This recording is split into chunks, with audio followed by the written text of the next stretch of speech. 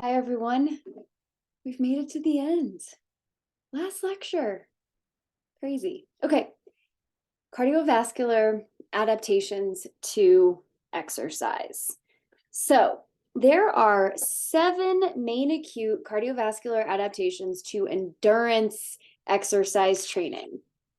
We're going to break each one of these down throughout this lecture. So the first is heart size, heart rate, stroke volume, cardiac output,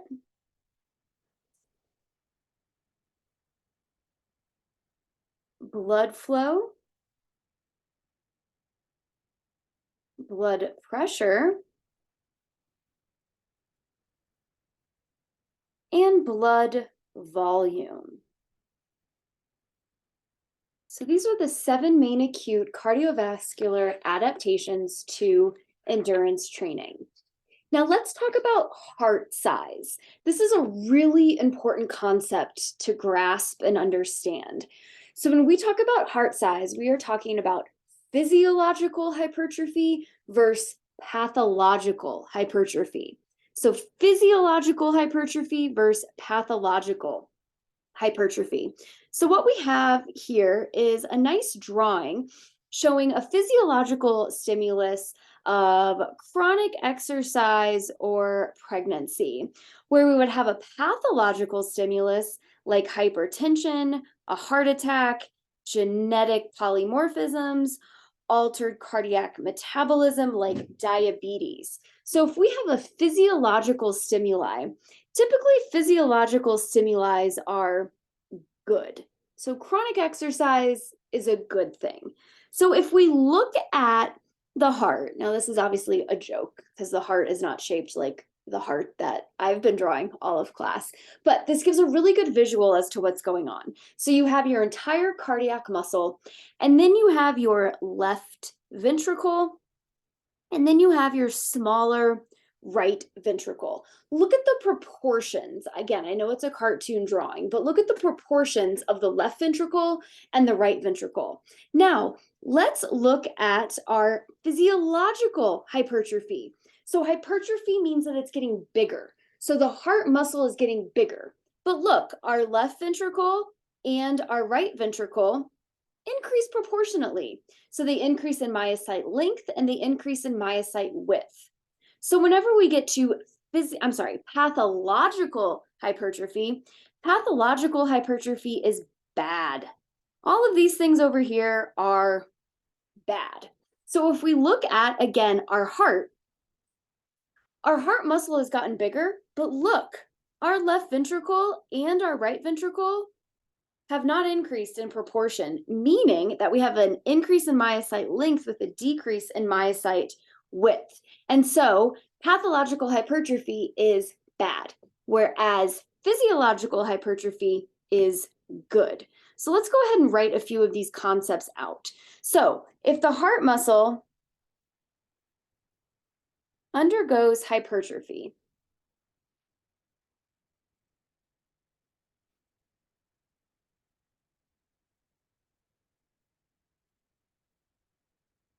we can have physiological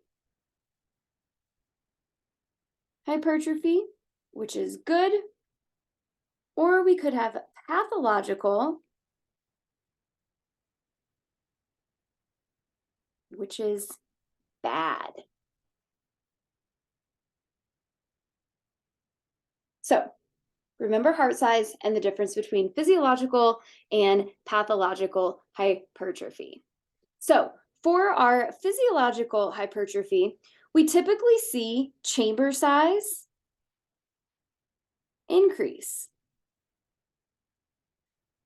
And this is due to a direct result of endurance training, which is a good thing. So we see myocardial thickness will also increase, but again, it's not fibrosis. It's not a bad physiological response. So please know the difference between physiological and pathological hypertrophy. We talked a little bit about heart rate, but let's talk about heart rate at rest. So resting heart rate, you will see a significant decrease in resting heart rate following endurance training. We know that 60 to 100 beats per minute is typically considered normal. So if you have a resting heart rate of 72 beats per minute and then you undergo 12 weeks of a marathon training program, likely your resting heart rate, instead of being 72 beats, will be something less than that. Say maybe the low 60s or the upper 50s. I have a picture of Lance Armstrong here, and obviously it's not good, the drugs and the deceit and some of the horrible things that he has done in the sports industry. But even if he was on drugs, anyone know what his lowest recorded heart rate is? 32 beats per minute. But it's probably not physiologically true. Typically, heart rates less than about 50 are pretty uncommon. But of course, you will see that in mega trained endurance athletes that aren't on any sort of performance enhancers. Okay, so let's talk about heart rate at sub max. So a sub-maximal test. So you're not going to true max, you're above a resting level. Basically, your heart rate will be lower at a given intensity. Now, the interesting thing about a maximal heart rate, so say you've been training for a marathon, we bring you in for a VO2 max test, your max heart rate is going to remain relatively unchanged.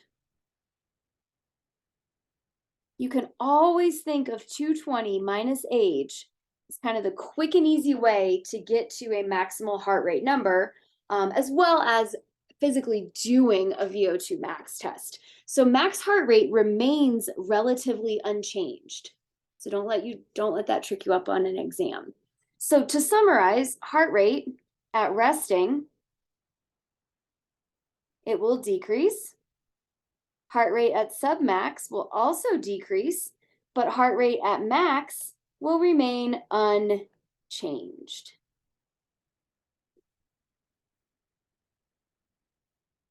Okay, so we have talked about heart size, heart rate. Oh, this is a really cool article. So you can read this if you want. This is just the abstract. I'd be more than happy to post the full article. But really, really cool article discussing heart rate recovery immediately after exercise as a predictor of mortality. So let me set the stage a little bit. Say that an individual has had a heart attack, they're of older age, and they go to cardiac rehabilitation. So that is a place where you go and work with a clinical exercise physiologist to become stronger physically, mentally, get better nutrition, all of that sort of stuff. But you've been working with an exercise physiologist and you've gone through, your 30 minutes, your 40 minutes of an aerobic training program there in the facility. And we always have these individuals hooked up to heart rate monitors so that we can constantly monitor that the heart rate is staying in the range that we want to and that they don't have any unforeseen sort of cardiovascular events from the exercise that we're having them do. And so one of the things that we always had to do was make sure that after an individual was done exercising, that they had a good 5 to sometimes 15, 20 minutes of just rest. So we really wanted that heart rate to come back down to resting levels before we let them walk out the door and get on with their day. And that's basically what this article is discussing. They followed many adults with, I guess, an advanced age, 57 plus or minus 12 years. And what they did conclude was that a delayed decrease in the heart rate during the first minute after a graded exercise test, which may be a reflection of decreased vagal activity, is a powerful predictor of overall mortality independent of workload, the presence or absence of myocardial perfusion defects, and changes in heart rate during exercise. So these authors are stating that heart rate recovery immediately after exercise predicts mortality. So we really want an individual to be able to get back down to their resting heart rate really within that minute after completing a submax or a more exerted effort. So just kind of some cool science-y tidbits of information as we conclude talking about heart rate. So the next important factor of cardiovascular adaptations to exercise is stroke volume. So stroke volume will increase following training,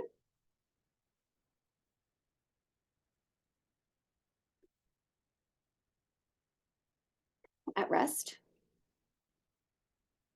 Stroke volume will increase during submax exercise efforts, and stroke volume will increase during maximal efforts. So stroke volume is going to, wow, that's so not right, EFFORTS. So stroke volume will increase in all three of these scenarios. So let's go ahead and I want to remind you of the values associated with each of these. So if we are talking about stroke volume at rest in an untrained individual, healthy but untrained, they will have a stroke volume of about 50 to 70 milliliters per beat. A trained individual at rest will have a stroke volume of about 70 to 90 milliliters per beat. An elite Olympian in an endurance activity will have a stroke volume of about, at rest, of about 90 to 100 milliliters per beat. And I'll remind you as to why stroke volume increases. This is because you have an increase in stroke volume, you have a greater in diastolic filling. So this means that you have greater filling of the left ventricle. This will increase blood plasma. This will increase blood volume. This will decrease heart rate, which in turn will increase diastolic, it's not quite spelled right, filling time. So please remember these factors in regard to stroke volume. And I just so happened to put all that on one page. So now let's talk about cardiac output. Got some tricky things here. So remember, cardiac output equals heart rate times stroke volume. So if at rest, heart rate decreases at rest and submax, and if stroke volume increases at rest and submax, then what the heck is happening to cardiac output at rest? Take a guess. It remains unchanged. Okay, so even though heart rate is decreasing from endurance training, exercise, and stroke volume is increasing, kind of evens itself out, and cardiac output will remain unchanged at rest. So at maximal exercise, we know that we have a significant increase in cardiac output because stroke volume and because heart rate will remain unchanged. So make sure when you see questions on your final that you really think about and understand these concepts of heart rate going down, stroke volume going up, cardiac output at rest remaining unchanged, but during maximal exercise, cardiac output will go up because of stroke volume and heart rate differences remaining unchanged. So kind of some difficult concepts to remember here, but please do. So let's talk a little bit about blood flow. So for blood flow, we know that our skeletal,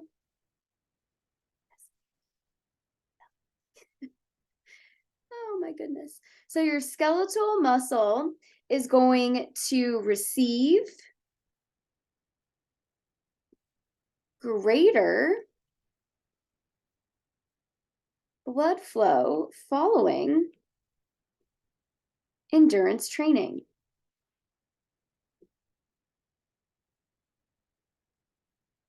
And this is going to be due to an increase in the number of capillaries. These are factors that we talked about at the end of our unit 1, I believe, when we were talking about skeletal muscle adaptations.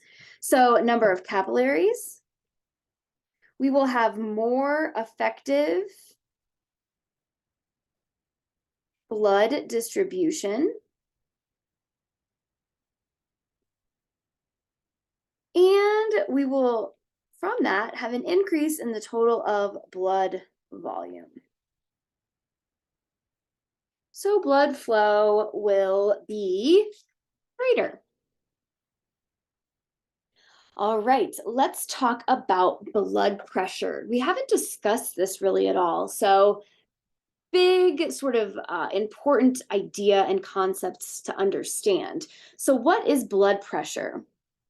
It is the force and rate of the heartbeat and the diameter, elasticity of the arterial walls. Now, here is a table showing normal blood pressure. Usually our systolic, ooh, that's a really bad highlighter. What about green? Normally, ooh, that's not really good either. Well, is blue any better? Kind of. 80 to 100 will be our normal systolic, whereas our diastolic will be in the range of about 60 to 80. These guidelines change every so often as we have more information available and more studies available to us to assess and understand. But if you have high blood pressure, if you're in the hypertensive 1 stage, that means that your systolic is 140 over 159, whereas your diastolic is about 90 to 99. So in thinking about cardiovascular adaptations to exercise, we will see an overall decrease in blood pressure in both systolic and diastolic at rest and submax following training.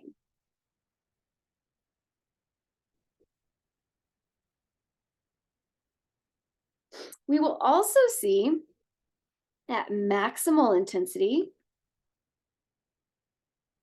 systolic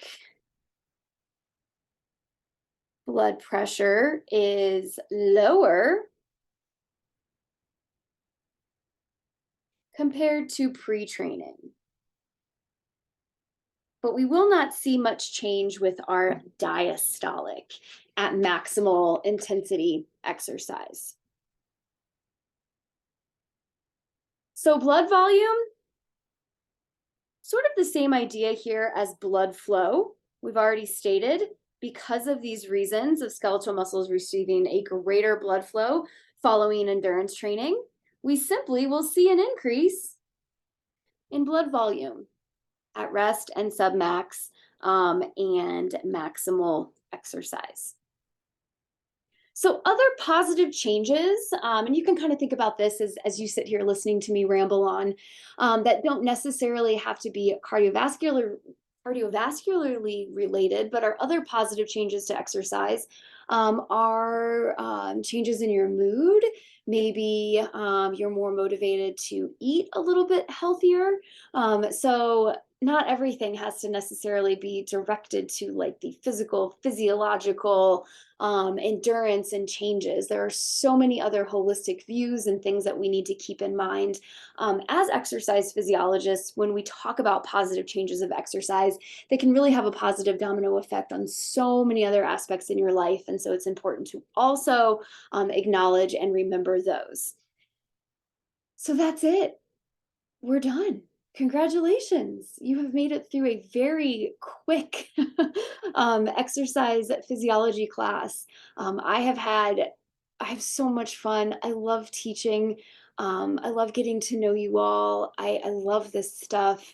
Um, I've had a great time doing this. Please let me know if you have any feedback or changes or any issues or anything you would like to discuss with me.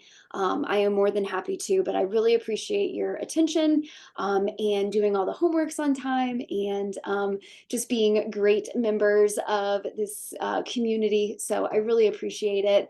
And let me know if you need anything, letters of rec, advice, or you don't know quite what to do maybe after graduation, job prospects, or graduate school, or anything like that.